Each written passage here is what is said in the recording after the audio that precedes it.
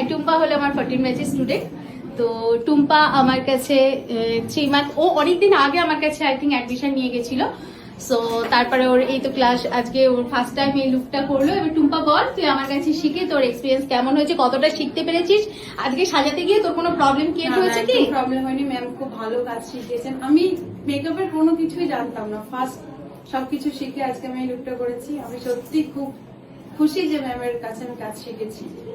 হ্যাঁ, তোদের আমি সমস্ত কিছু মানে হ্যাঁ, টোটালি সমস্ত সবকিছু শিখতে পেরেছিস, কোনো হ্যাঁ। অসুবিধা হয়নি তো? না না, সবকিছু শিখেছি, খুব ভালো করে ম্যাম শেখায়। থ্যাংক ইউ সোনা।